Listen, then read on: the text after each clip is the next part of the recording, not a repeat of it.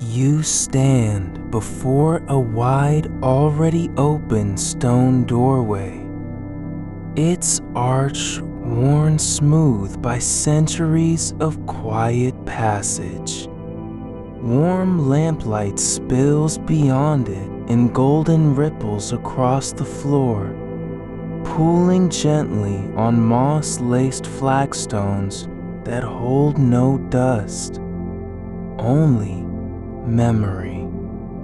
The air carries the scent of old paper and dry cedar, faintly sweet like sun-baked parchment left in a linen drawer for decades.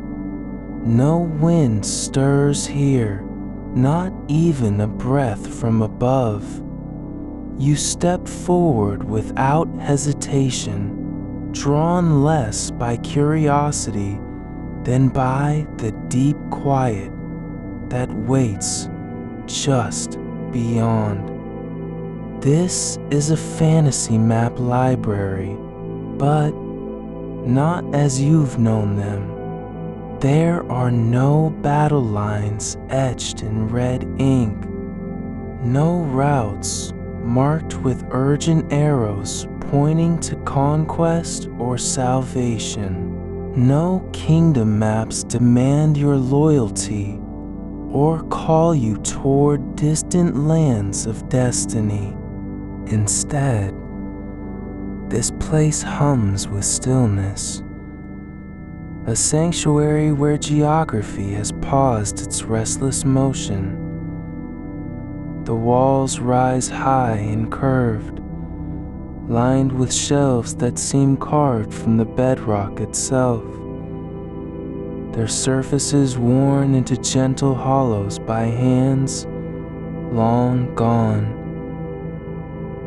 Each shelf holds scrolls, folded sheets, rolled cylinders, and flat rectangles of paper so old they've softened like cloth. They are not for finding things, nor for reaching them.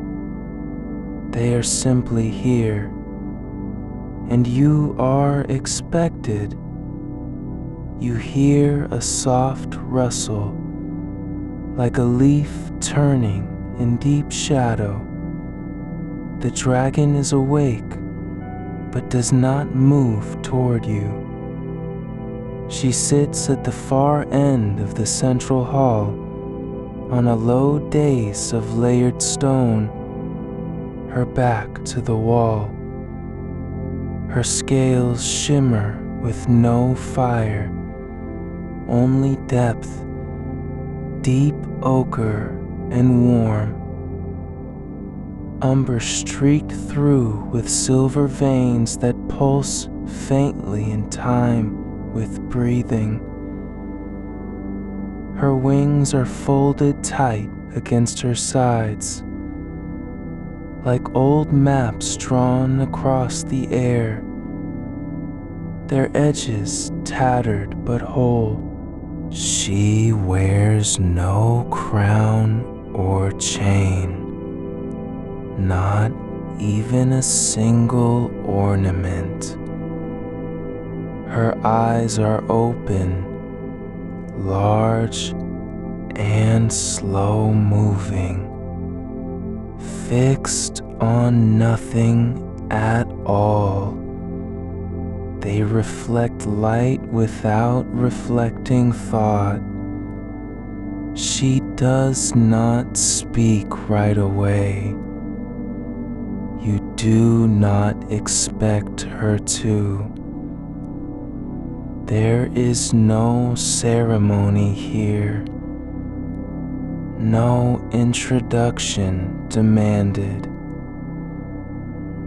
When the dragon finally turns her head slightly toward you, she says only, "You've come back."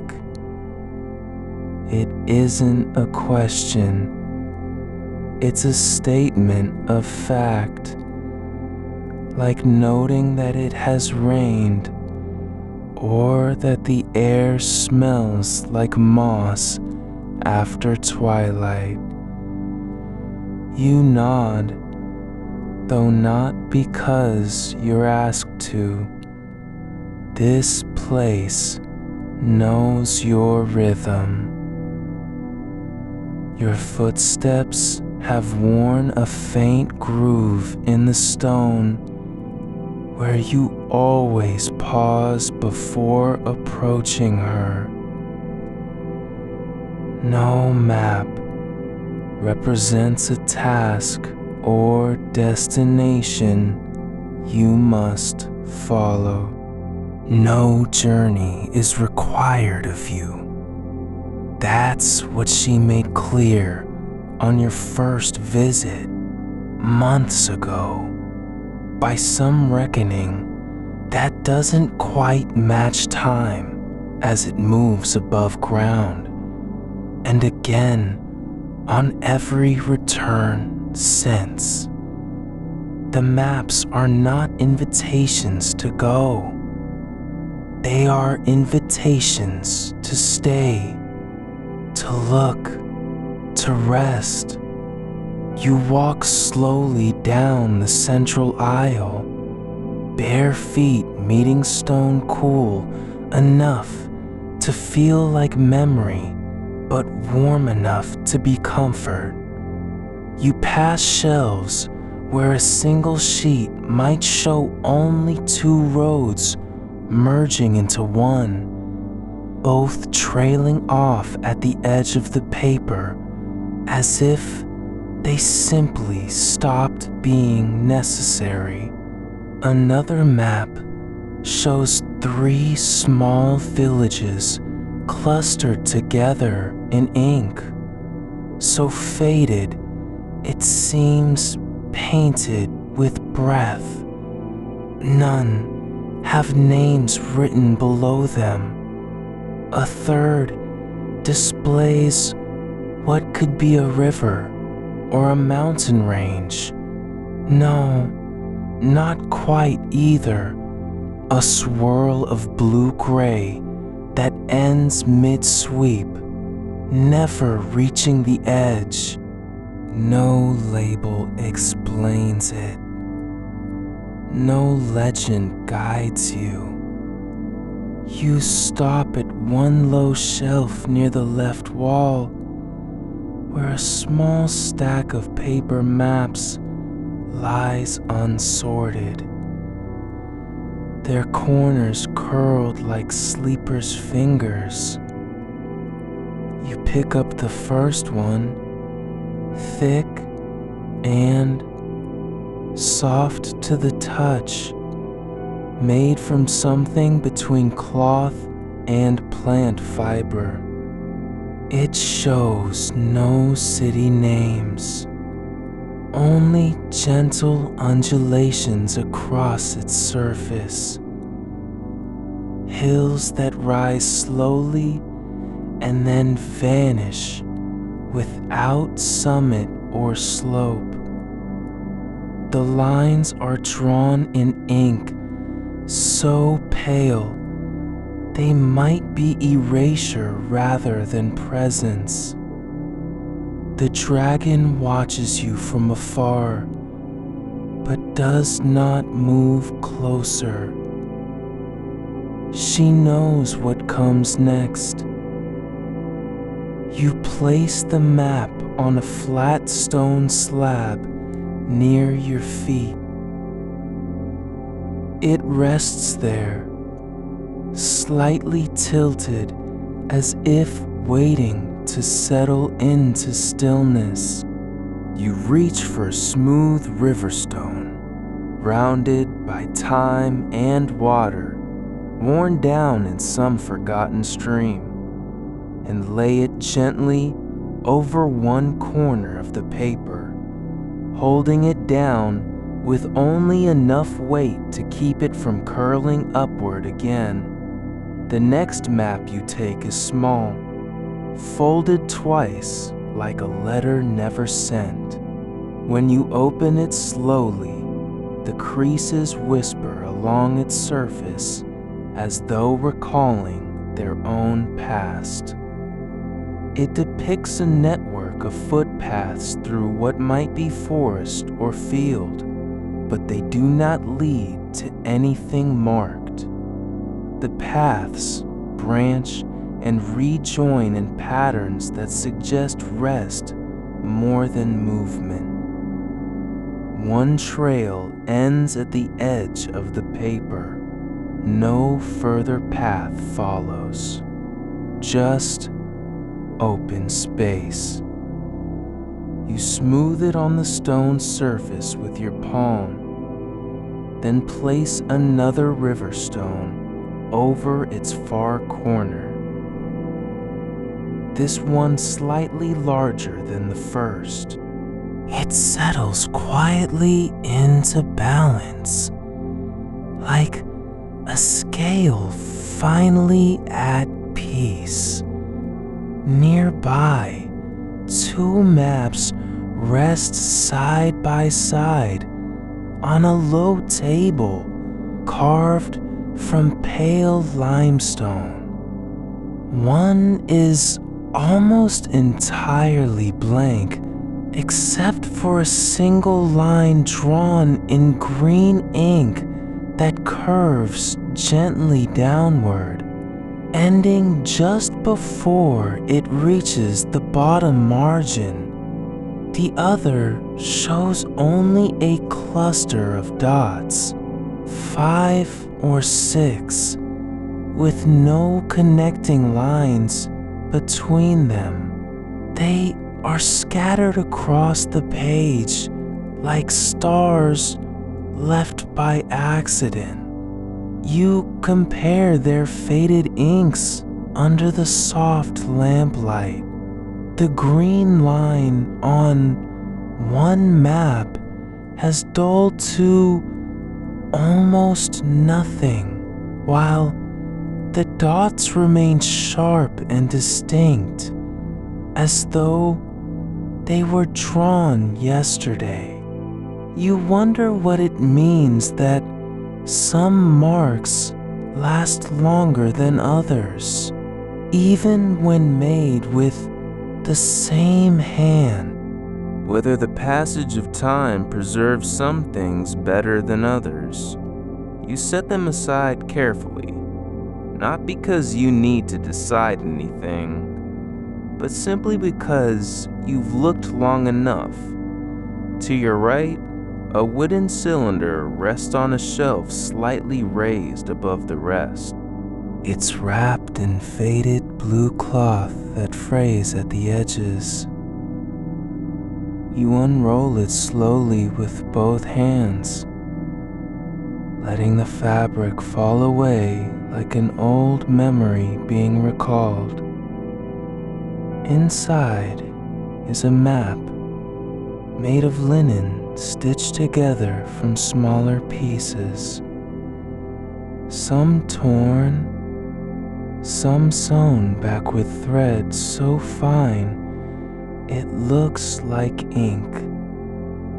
The surface shows roads winding through what appears to be a vast plain dotted with small circles that might be towns or gardens or nothing at all. You roll it carefully back around the cylinder after letting it lie flat for several breaths. There are no markers, no names, only trails of thread and faint lines drawn in chalky white pigment that seems to fade where touched by light. When you return it to its shelf, you do so with a quiet motion.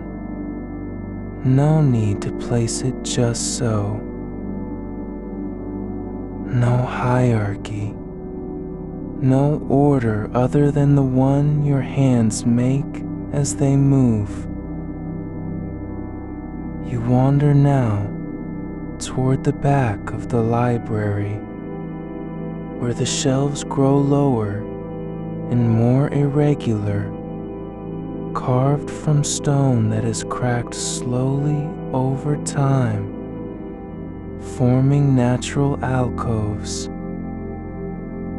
One shelf holds only blank paper, large sheets stacked in neat rows, their surfaces untouched except for a faint watermark showing what might be an old city layout, erased long ago. You reach into this stack and pull out one sheet at random.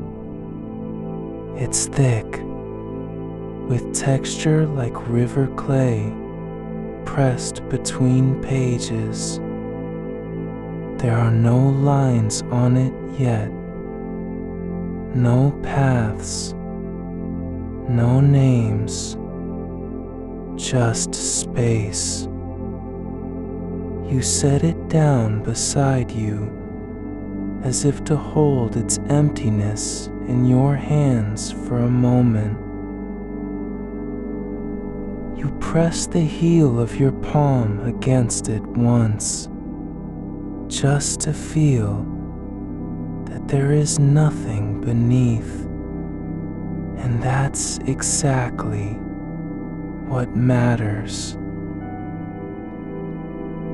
A path appears at the edge of one corner, a single line drawn faintly in blue ink, like someone had begun something but then decided not to finish. It starts near the bottom left and moves upward into open paper. No other lines join it.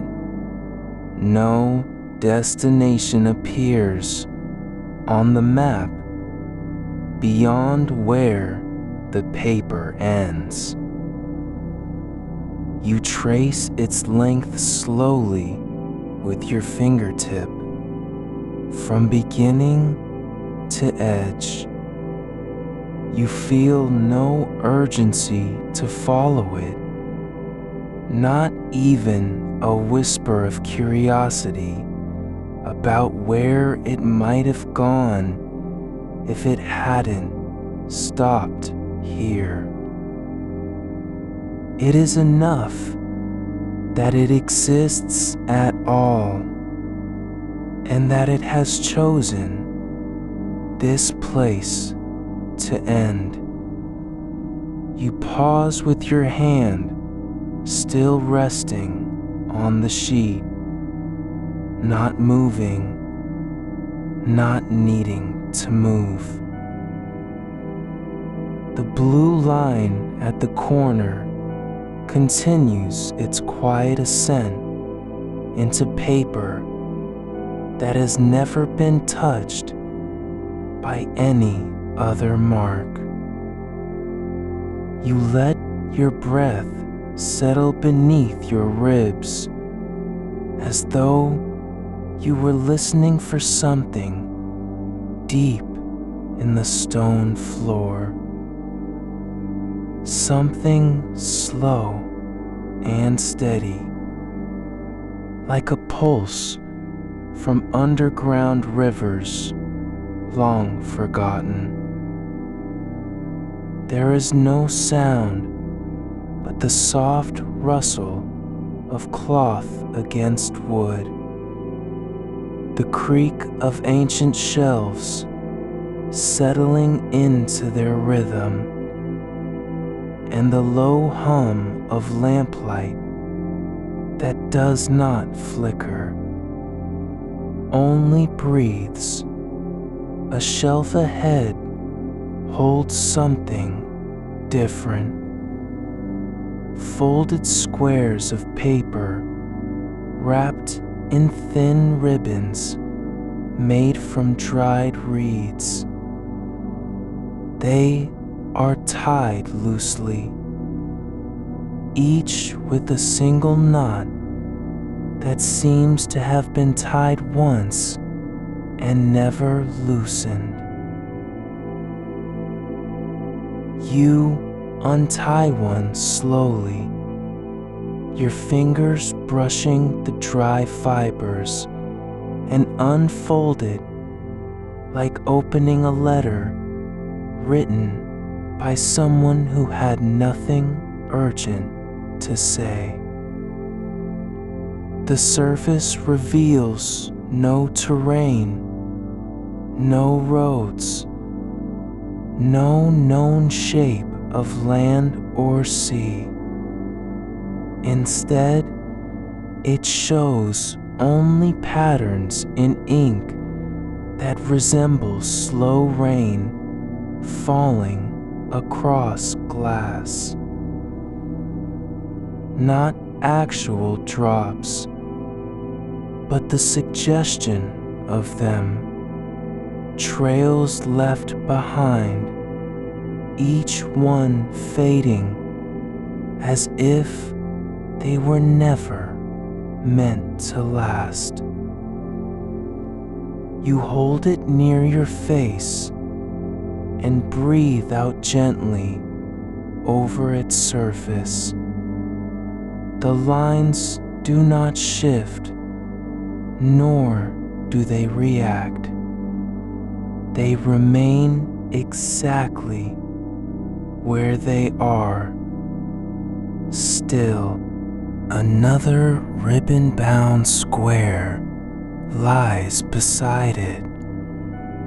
This one is tied with a knot so tight that the reed has split at the center, frayed like a thread pulled too long.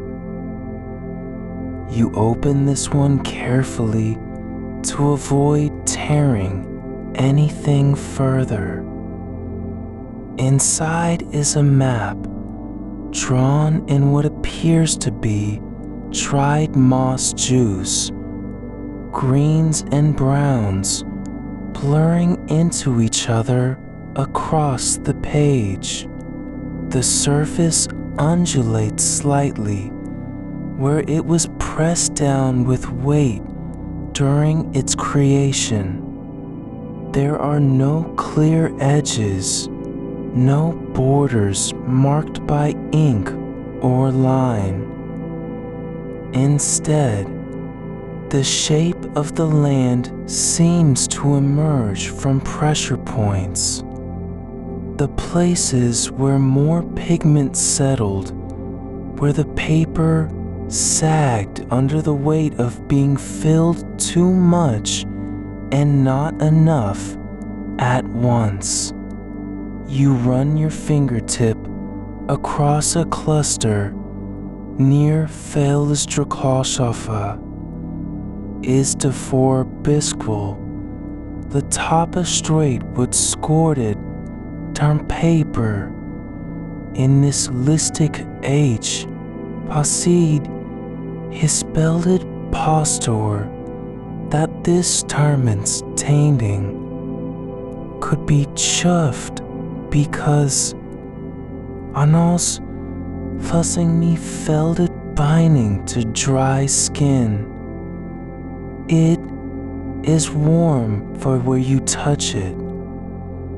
You place this one down beside the others, not because you must decide what to do with it, but because your hands have made their own decision already. You turn toward a narrow alcove tucked between two pillars carved from dark basalt. The stone here has been smoothed over centuries by fingers that passed through more than once, by visitors who came and stayed longer than intended, who left behind the quiet pressure of touch on cold surface. In this niche sits a wooden box with no lid, only slits at its edges where light slips in from above.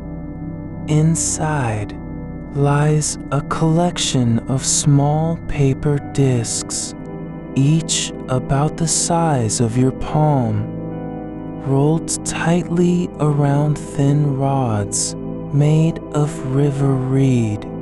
You take one out and unroll it gently.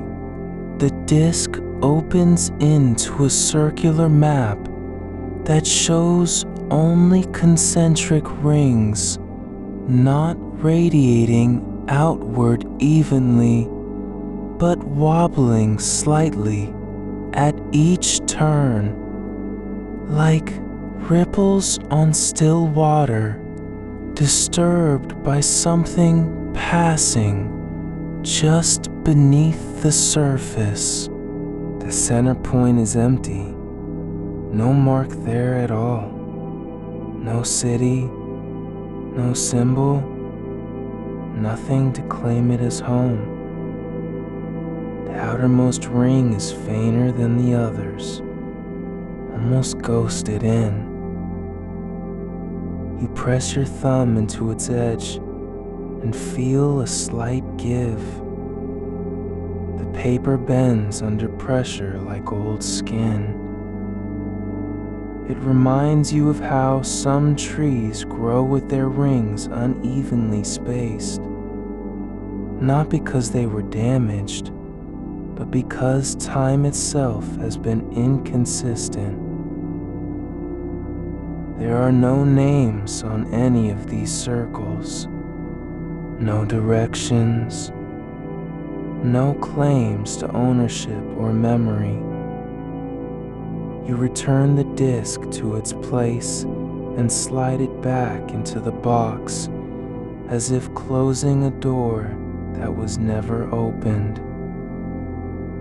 The lid is gone. There is only space and silence and stillness that has accumulated over years of being left alone. You let your hand rest there for several breaths before moving on. A new section appears ahead. A low table with no legs, carved directly into the floor. It is made from a single piece of stone, so pale it glows faintly under the lamplight, like moonlight filtered through snow. On its surface lies a stack of paper that has been folded not once, but many times. Each fold deliberate, precise, almost surgical in placement. You unfold one slowly, letting each crease release with the sound of old cloth parting. When it is fully open, you see that this map shows nothing but a single path drawn in faint gray ink. A thin, meandering line that begins at the top right and snakes across the paper like a thought too delicate to finish. It does not lead anywhere obvious. It never reaches an edge or forms a closed shape. Instead, it halts mid-sentence, just before it loops back toward itself, and leaves the last few inches of its journey unfinished. You trace the path with your fingertip, following its gentle bends and hesitations, as if reading someone's hesitation in their handwriting. There are no letters nearby to explain what was left unsaid. No note tucked between pages. Only the curve of a line that stopped thinking. You fold it again, exactly how you found it, and place it back where it lay, not because you need to return it, but because returning is its own kind of peace. There are no rules about order or placement here. Nothing demands perfection. Even if every map were slightly askew, even if the edges curled in different directions, they would still belong. A new shelf appears at your side, low and curved like a sleeping animal's back. It holds only cylinders wrapped in cloth of many colors: green, deep blue, violet. One that has faded to almost white. You pull out the first, one short, sturdy, with a lid made of thin bone. When you open it, there is no map inside. Just a single strand of hair, pale silver, fine as spider silk, tied at one end with a tiny knot. The other end trails freely across your palm, curling slightly in the air like smoke from a dying fire. It feels warm, though not hot. You place it back gently and close the lid without thought. Another cylinder holds nothing but sand. Fine, gray dust contained within transparent glass. You hold it up to the light and watch how the grains shift slowly when you tilt it, as if something inside is still dreaming.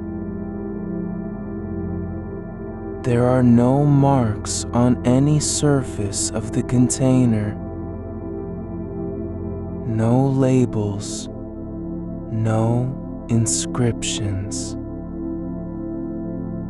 The sand moves without reason. It does not settle into patterns.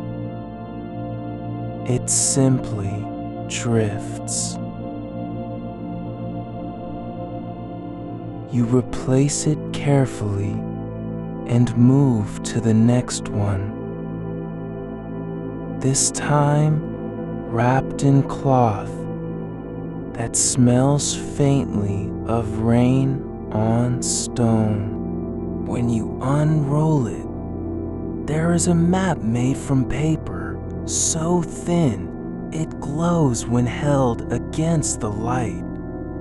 The lines are drawn with what looks like melted glass, translucent, shimmering at certain angles.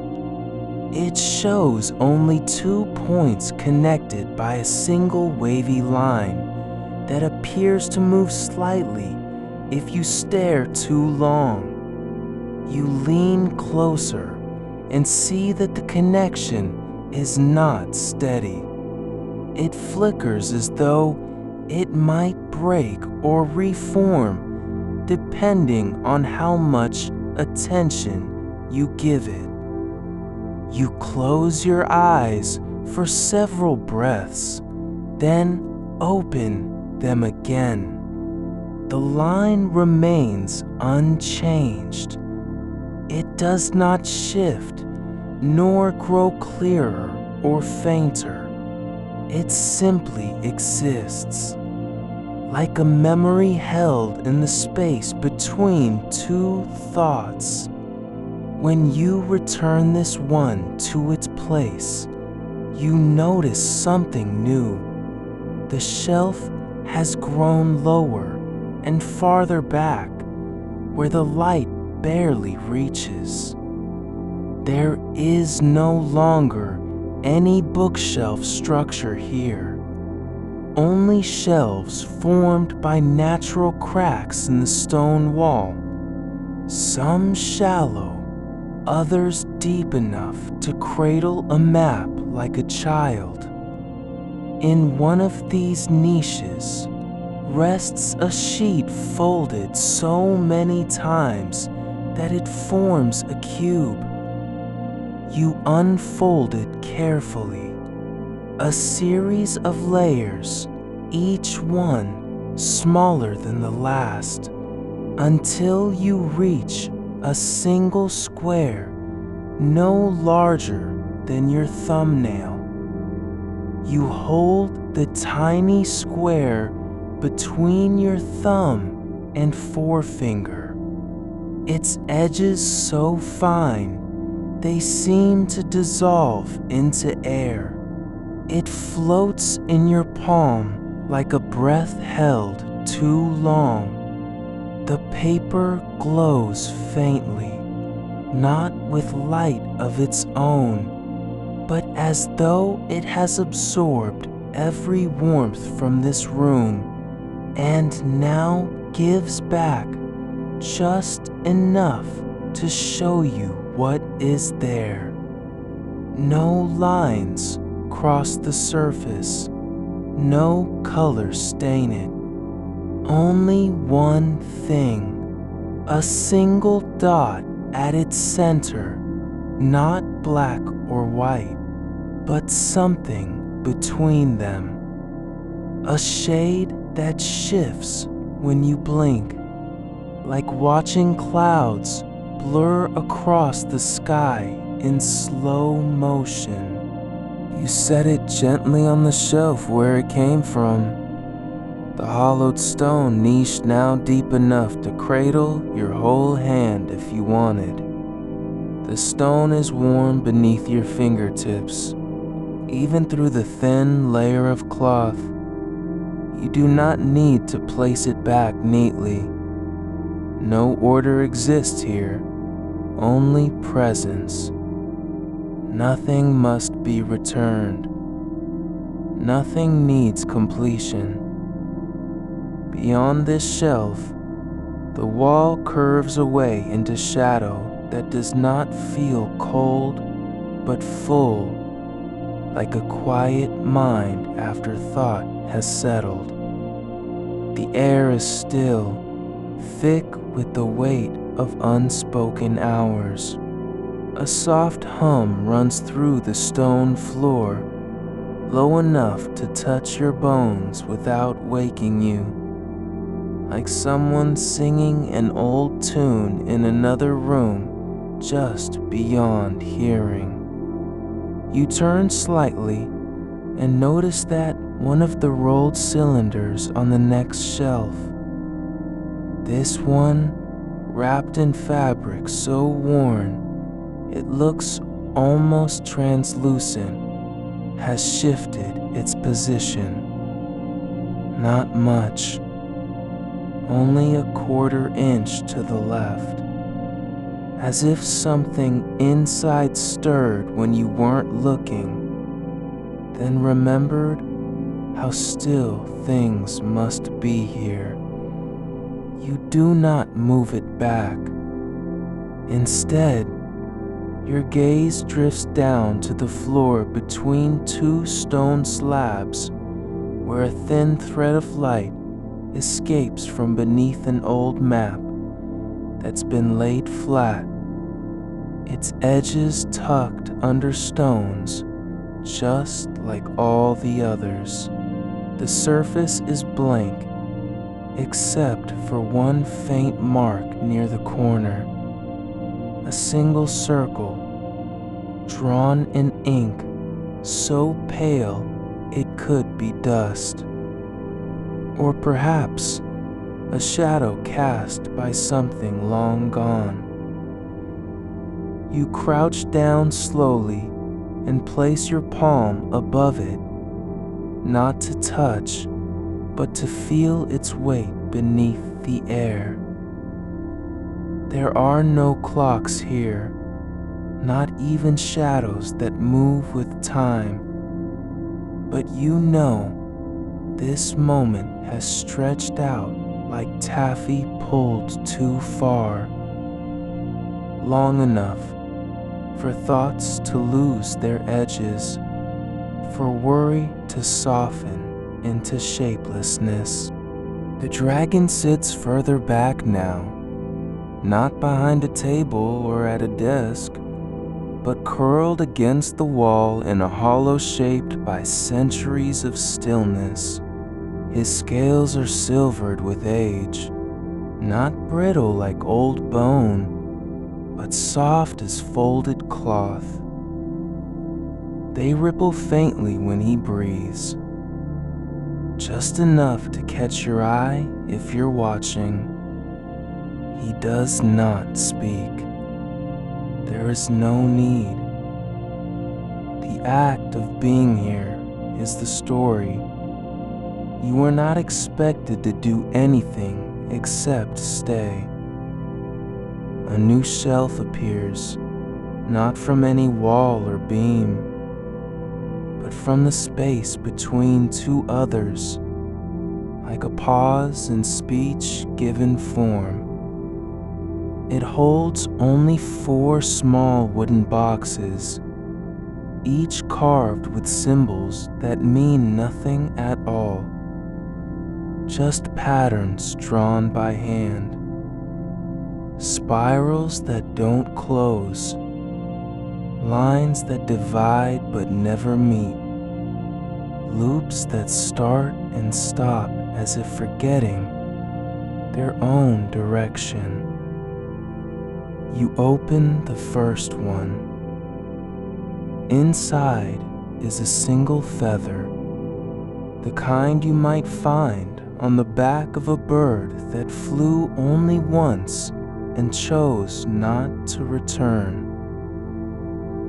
It's gray with hints of blue at its tip, hollow through the quill, so light it floats when you lift it slightly above your palm.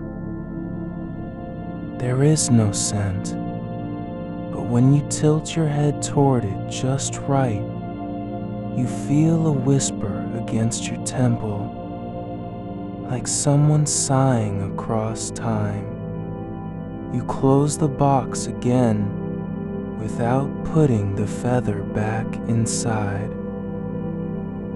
It stays in the air for several breaths before drifting slowly downward and resting on its own spot of stone. No one ever tells you what to do with things that come from nowhere. Another shelf has grown wider, carved into a seam where 2 stones meet at an angle, like the joint between 2 hands placed together.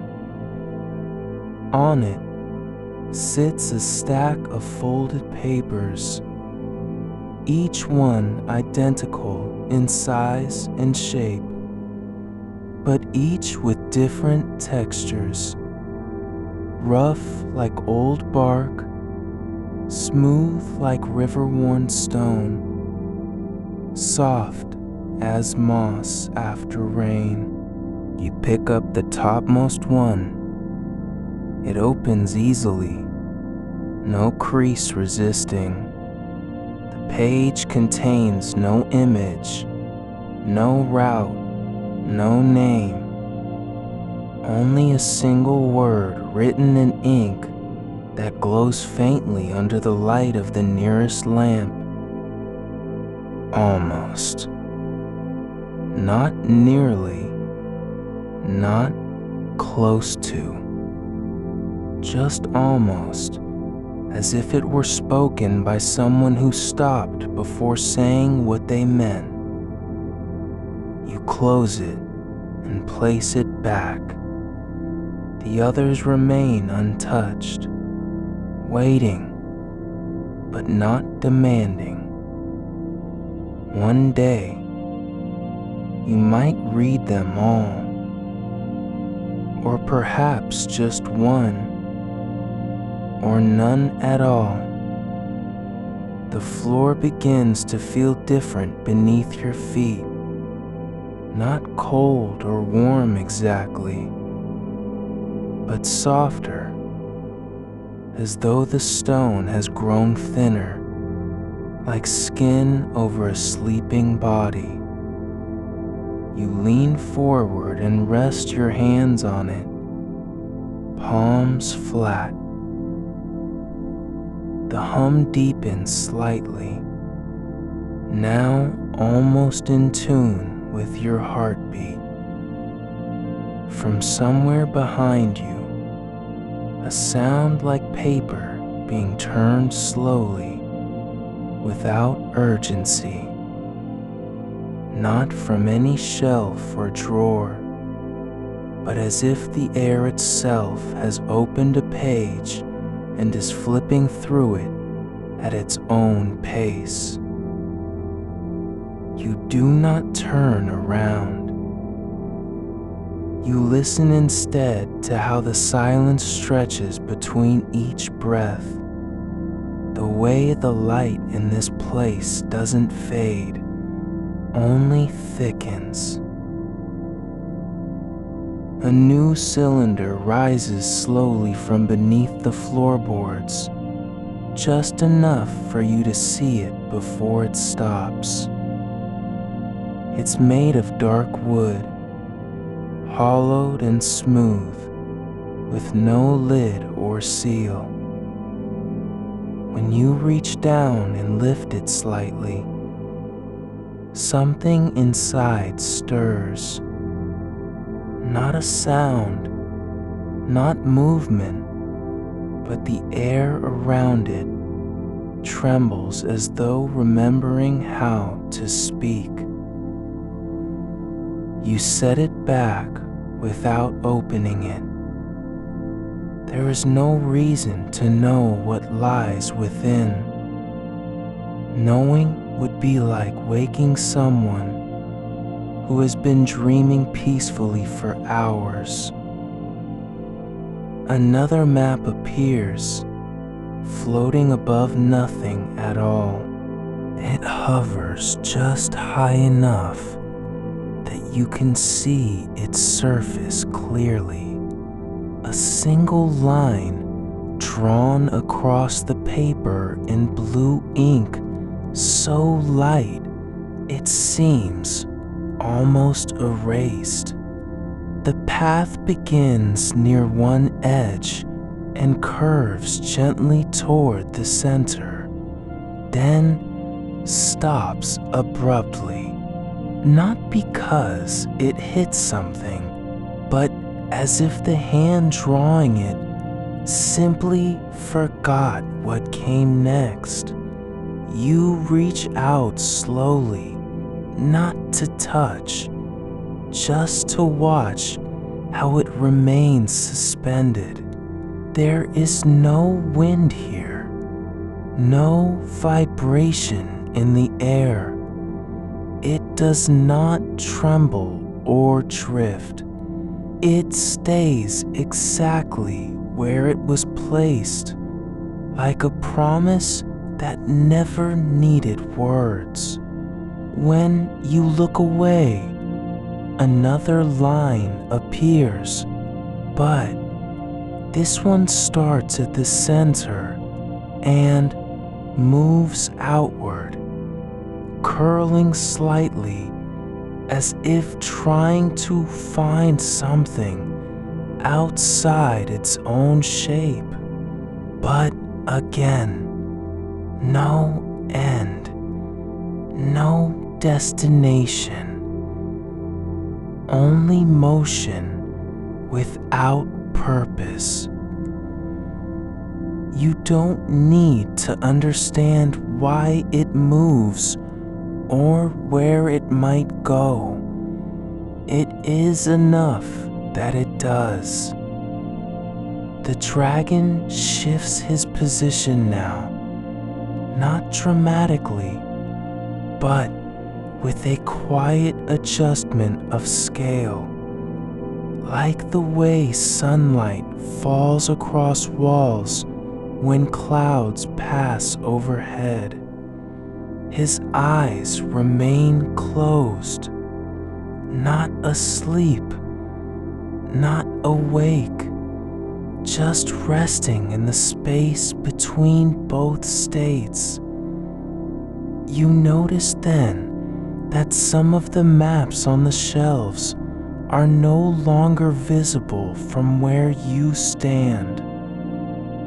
They've disappeared into the stone itself, not fallen or been removed, but slowly absorbed over time, as if the walls had opened their mouths and swallowed them whole, quietly, without fanfare.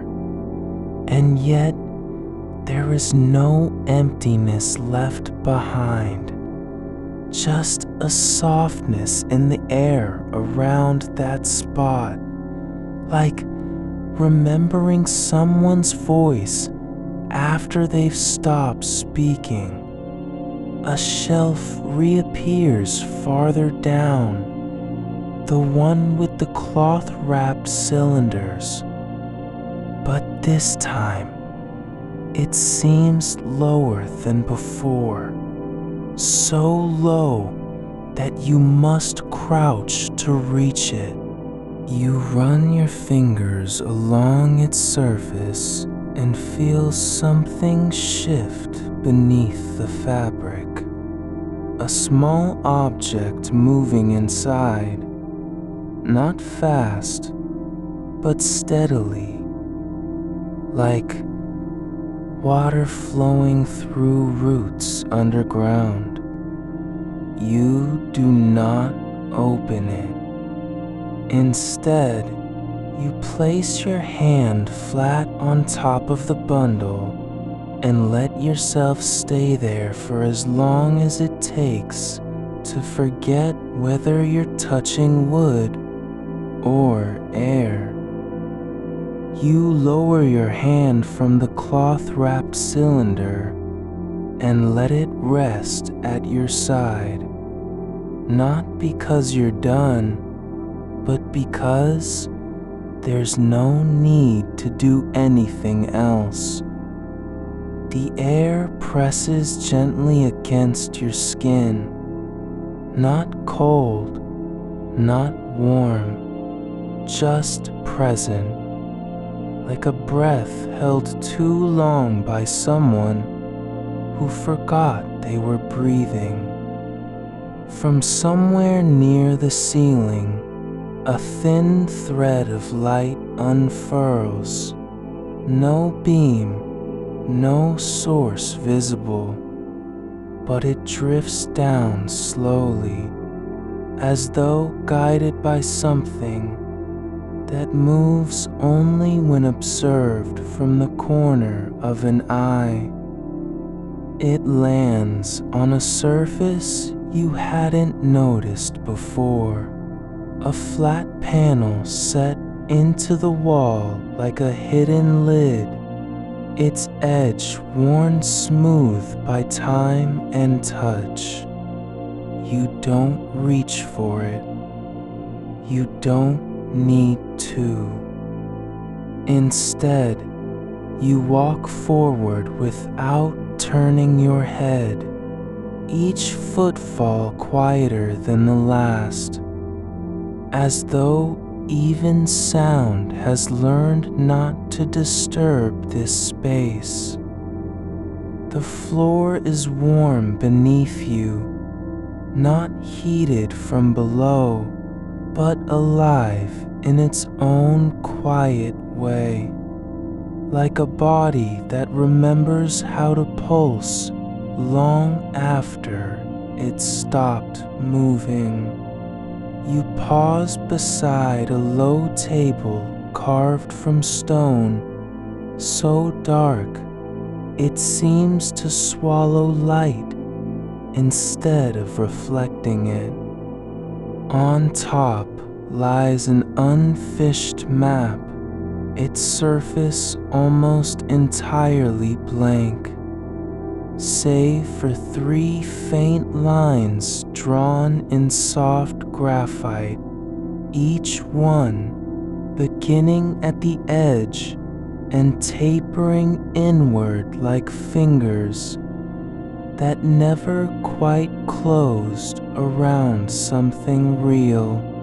The paper itself feels cool now, not from temperature, but from absence, not missing warmth, just holding it in reserve. You run your knuckles along the top edge of the table, feeling how the stone has softened where it meets the air, as though the boundary between solid and atmosphere had blurred over decades. A small wooden box sits near one corner, no lid, no lock. Inside are several folded sheets tied together with a single strip of dried vine. You lift them without opening. The weight is light, almost feather light, yet there's something in their stillness that makes your chest tighten, not from sorrow, but from recognition. This is how things feel when they've been left behind, not out of neglect, but because someone knew exactly what needed to be preserved. The dragon shifts again, this time more subtly. His tail curls once around the base of a pillar and settles back into place as if returning home after a long walk. No one watches him, not even you. But you know he is aware. You do not look at him. Instead, you focus on the air just above the table's surface, where something begins to form. Not an image, not yet, but a sensation, like the moment before rain arrives and the world holds its breath. Then it comes. A single drop of ink falls from nowhere into the center of the blank map. It does not spread immediately. It rests there, round and still, like a tiny moon settling onto dry earth. You do not move. The dragon exhales through his nostrils, slowly, so gently that you feel it more in your bones than in your ears. Another drop follows.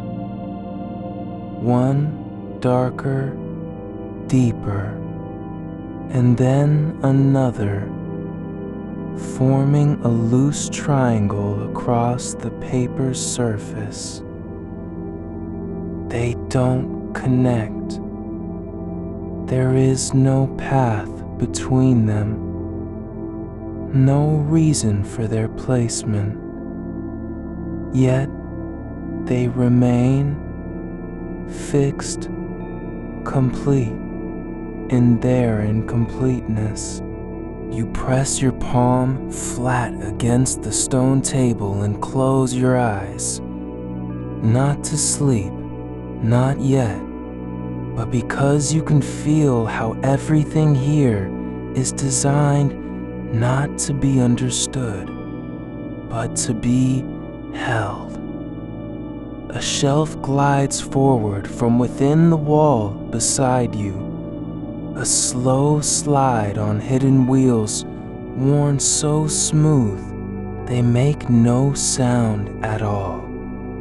On it rests a single object, a small glass orb no larger than your hand, filled with swirling mist that moves in patterns too subtle to name. It does not glow. It doesn't vibrate. But when you look at it, the shapes inside change, not in response to light, but in response to stillness itself. You don't touch it, not because you fear breaking it, but because its motion feels like something meant only for watching.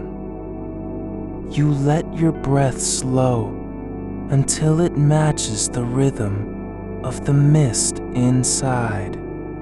The orb pulses once, just a flicker, and then returns to silence. There is no meaning in that pulse, no message, only presence. Beyond the glass, another map appears, not on a shelf, not floating, but etched into the wall itself, as though someone had pressed their palm against stone and left behind an impression of a journey never taken. The lines are faint, almost invisible, drawn with ink so old it has turned to dust in places. It begins near the floor, rises slightly, then veers off at a sharp angle that makes no sense, except that it doesn't need to make sense. It simply exists. You trace its outline with your eyes and notice how parts of it have dissolved into the stone, like sugar left too long in tea. You step closer. The wall hums faintly beneath your fingers, not loud enough to hear, but deep enough to feel. There is no edge here, no boundary between map and place. It's as if this entire library were built inside a memory that never needed words, only gestures. The dragon stirs once more, this time stretching his wings slowly forward, not for flight or display, but in a motion so quiet it might have been imagined. One long claw extends toward the floor, brushing against something invisible. When he lifts it again, there is dust clinging to its tip, not from dirt, but from fragments of old paper that no longer exist as objects, only as residue. You kneel without realizing you've done so, not out of reverence, not in surrender, just because your body remembers what the space around it has always invited. Stillness, not performance. A new object appears on a low pedestal to your right, a narrow tube made of pale bone-white material, thin enough to fit between two fingers. It is unmarked, empty, yet somehow full, charged with absence in just the way that silence can be loud. You reach for it and feel warmth spread from your palm up into your arm. Not hot, but alive with memory. You don't open it, not because you're afraid to find something, but because opening would mean naming what has never needed a name. Instead, you set it down gently on the stone, where it rests like an invitation that doesn't require answering. The air thickens again, not with pressure, but with attention, as if this place were beginning to remember its own story, not through words, but through weight and temperature. A sound soft as a sigh rises from beneath your feet, not from the floor, not from anywhere you can point to. It seems to come from the center of the earth's dream. You don't flinch. You let it pass over your skin like wind across an open field in autumn, carrying only dust and echoes. Behind you, another shelf shifts, this one higher than before, nearly hidden among arches that curve inward like shoulders holding something heavy. On it rests a single sheet of parchment folded into 4 parts, sealed with wax that looks like frozen honey.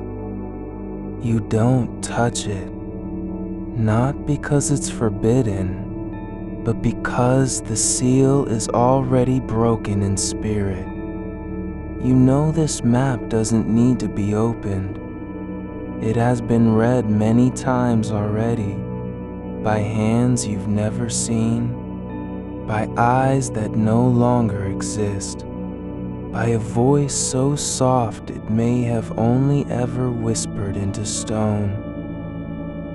The folds remain closed, not out of secrecy, but because the journey is meant to stay uncompleted. The dragon settles deeper into his place, his scales folding inward around himself like pages closing in a book whose ending was never required. You sit now on the floor where you first arrived, not for comfort, not for rest, but simply because you've stopped needing to move. Your back leans against a shelf that no longer seems solid. It feels more like an idea of support, something that exists only when needed and vanishes when unnecessary. A new line appears across your vision, one drawn in faint silver ink on the air itself, not touching anything, just floating there as if it had always been part of the space between you and the wall. It curves slowly upward, then stops where no surface remains, just open sky made from nothing but intention. You notice the silver line no longer where it was before, not floating above your head or tracing a path across the wall. It has shifted, moved down and inward, as if drawn by something below, some quiet pull beneath the stone floor that you feel more in the weight of your breath than in any motion.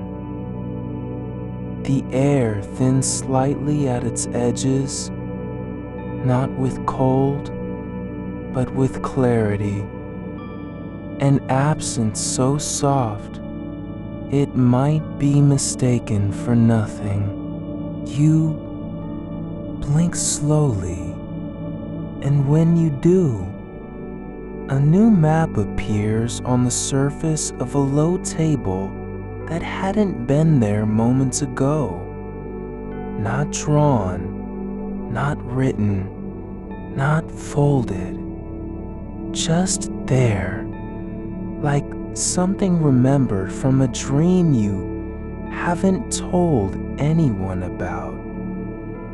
It is made of fine gray fabric stretched across a frame of dark wood, so thin and soft it trembles when no wind stirs the room.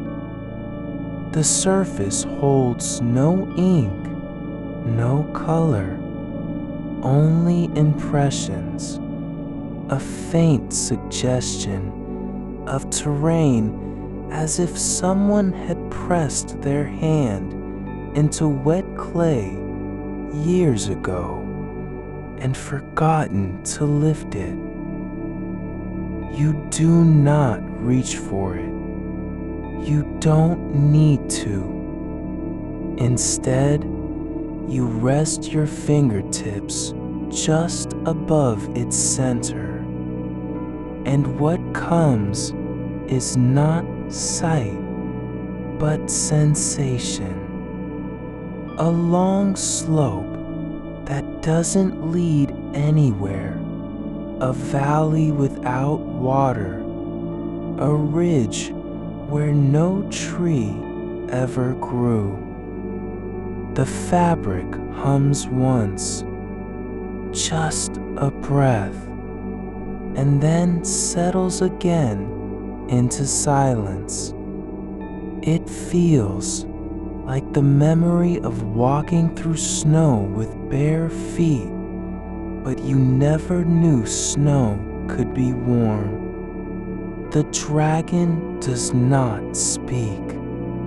He simply turns his head slightly toward you, a gesture so minimal it might have been caused by air movement alone. But in that small motion, there is recognition. You are here, not for anything, not to find, just present.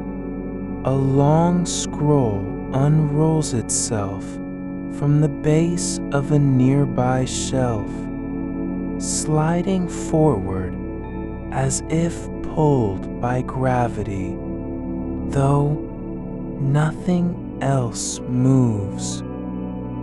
It's made not of paper or parchment, but of something like dried moss pressed thin and layered, each sheet brittle yet flexible, its surface covered in soft patterns that shift slowly beneath your gaze. Not letters, not lines, just shapes that suggest rivers without banks, forests where the trees are all leaning the same way, as if listening to a sound from far away. You watch it unfold until it reaches the floor, then stops, not because it has run out of room, but because no more is needed. It lies there like an old letter left on a windowsill, waiting not for reply, but simply for time. The dragon's claw lifts, not toward you, not toward anything specific, but in a motion that feels like clearing dust from the air. From his palm falls a small disk of stone, flat and round, its surface worn smooth by centuries of touch. It lands on the moss scroll with a sound like water touching soil, soft, final. You look at it closely, no markings, no veins, no color beyond faint grayish tones. Yet when you trace your finger along its edge, there is warmth, not from sunlight or fire, but from within, as if it had been holding light all along and only just remembered to release it. You set the disc gently on a shelf beside another object, a length of rope that coils like sleep itself, tightly wound, then slowly unspooling without ever reaching its end. It is not tied at either end. There are no knots, no way in or out, just continuous loop, as though it were meant to be held for comfort rather than used. You run your hand along it once and feel a rhythm, not of heartbeat nor of breath, but something older. The slow turn of tides across forgotten shores, where time moves not forward, but sideways, like water moving around a stone. The dragon shifts again, this time more deeply, folding his tail over his front claws, as if curling into himself for no reason other than to be whole. The shelves behind you begin to breathe, not in sound, not in motion, but in texture. One shelf settles lower, another rises just slightly, and a third releases a fine powder of pale gold that drifts upward like pollen caught in still air. It does not settle. It simply stays suspended for as long as it takes to forget why you looked up. You turn your attention back to the gray fabric map, the one with no images, only impressions. You notice now that at its center is a faint depression, worn down from repeated touch. Not by any hand you can see, but by many hands that were never real. It's shaped like a palm print, though not large enough for your own. A child's, perhaps, or someone who once stood where you are and simply pressed their hand into the air as if to say, I was here. And when they left, the map remembered. The dragon lifts one of his wings, not fully, just enough so that a sliver of light slips through the gap between it and his side. It lands on the shelf beside you in a single beam, long and narrow. Not bright, not warm, just present.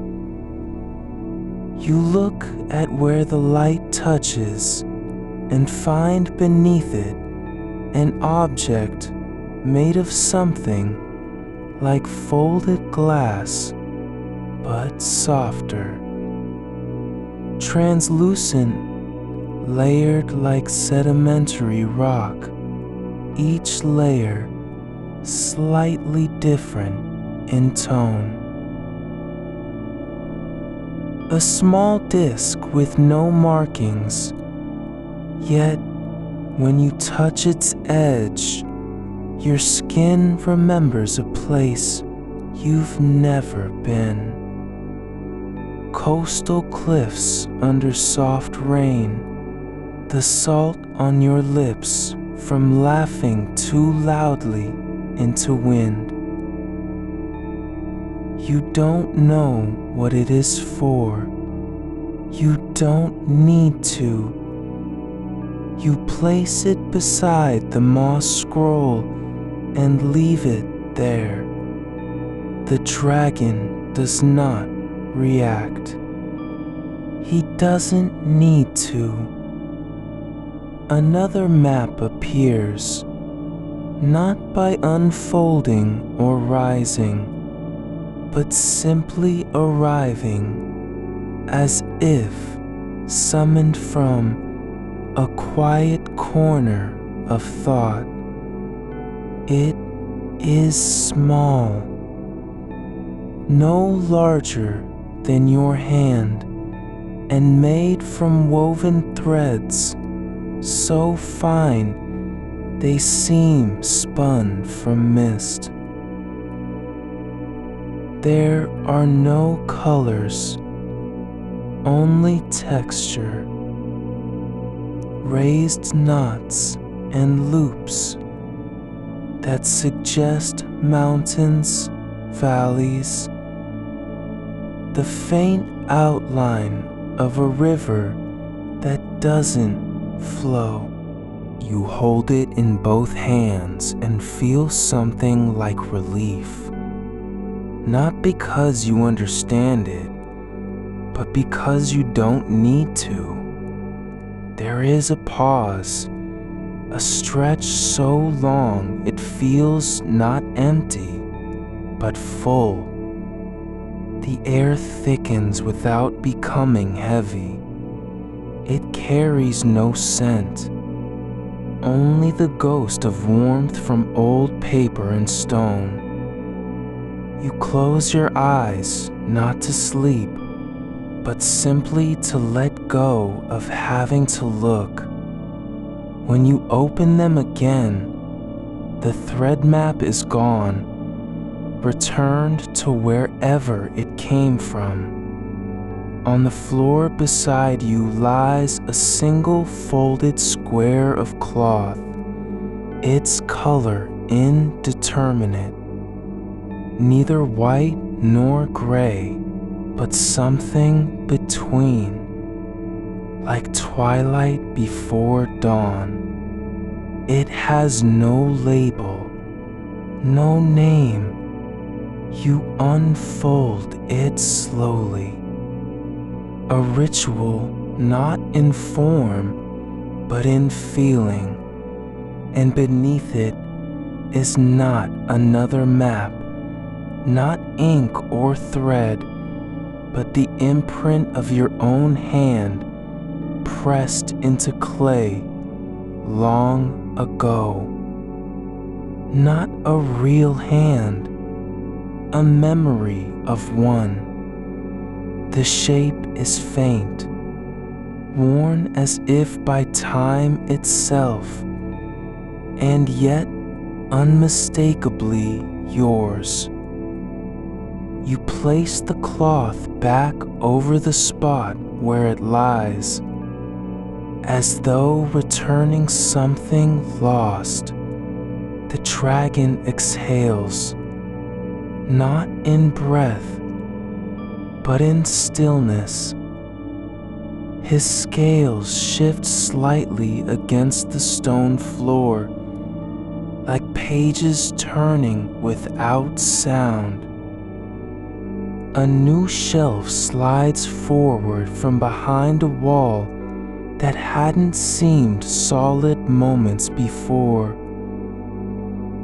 It is made of dark wood, cracked in places with deep grooves worn smooth by years of fingers passing over it.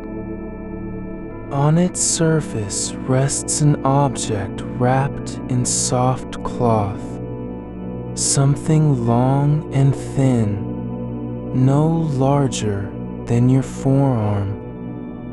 The cloth is light blue, faded at the edges, its threads frayed from use, but not broken. You don't open it. You do not even touch it. But you know what's inside, a map that was never made, or perhaps one too old to be read. Not because it's lost, but because every line has been lived in, every path walked by someone who no longer remembers their name. The cloth wraps around its form like a shawl over a sleeping child. You look at the dragon and see him not as a creature of fire or size or power, but as an elder holding stillness like a gift, offering it without asking for return. His eyes are open, fixed on nothing in particular, yet seeing everything. You feel no need to speak. There is no question to ask, no answer to seek. You sit where you are, not because you must, but because the stone beneath you has learned your shape, how your weight settles into its grain, how your breath aligns with the slow pulse of the library's warmth. The air hums at a frequency too low to hear, like the memory of music played once long ago and never repeated. You do not move. Not yet. A soft click echoes from somewhere in the wall behind you, no louder than a leaf falling on stone, and another shelf glides forward. This one, narrower than the last, its surface carved with spirals that coil inward like the slow closing of a seashell after tide has passed. On it rests an object no larger than a child's hand, a ring made not of metal or wood,